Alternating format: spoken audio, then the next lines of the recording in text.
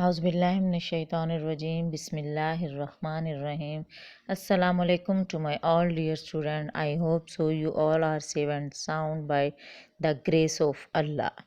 Now it's time to your مطالعہ قرآن حکیم حصہ دوم. تو بیٹا آج کا جو ہمارا لیسن ہے وہ ہے سورۃ الاعلیٰ. سورۃ الاعلیٰ شروع کرنے سے پہلے ہم لوگ اس کے تدریسی مقاصد کو ریڈ آؤٹ کر لیتے ہیں کہ جب آپ لوگ اپنے سورت کو پڑھیں گے تو سورت کا شان نزول وغیرہ پڑھیں گے تو آپ لوگ کس قابل ہو جائیں گے.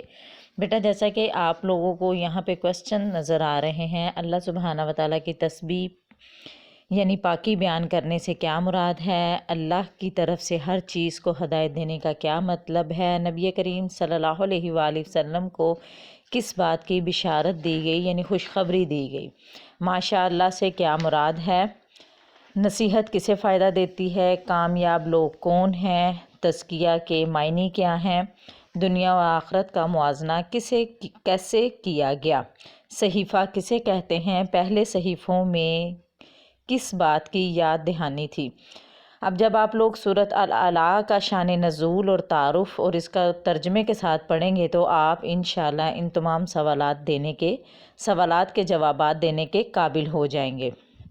تو اب ہم پڑھتے ہیں سورۃ الاعلیٰ کا شان نزول اور تعارف، جو کہ ہے یہ سورت نبی کریم صلی اللہ علیہ وآلہ وسلم پر مکی زندگی کے ابتدائی دور میں نازل ہوئی. نبی کریم صلی اللہ علیہ وآلہ وسلم نماز جمعہ اور عیدین کی پہلی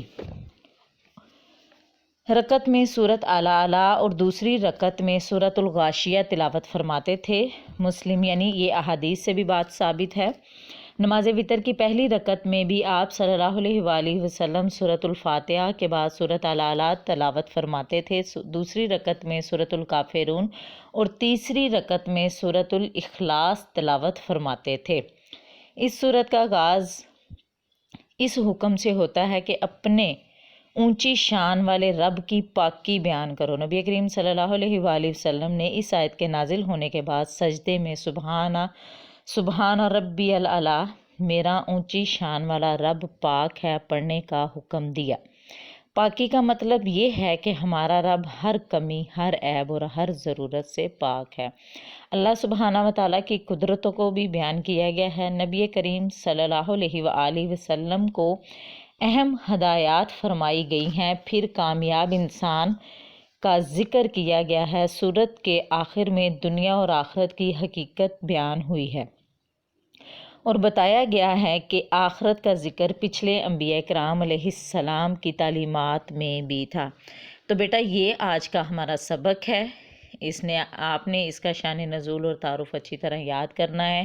جو سوالات دیے گئے ان کے کچھ جوابات اس میں اور کچھ انشاءاللہ العزیز جب ہم سورت کا ترجمہ پڑھیں گے تو آپ کو اس ترجمہ میں سے بھی اس کے جوابات مل جائیں گے. تو آج کا ہمارا سبق یہی تھا جو آپ لوگوں نے اچھے سے یاد کرنا ہے.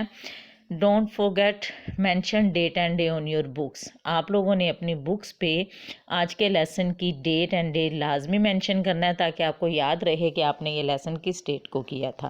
تو بیٹا اپنا بہت سارا خیال رکھیں، اپنی دعاؤں میں یاد رکھیں. Take care. اللہ حافظ.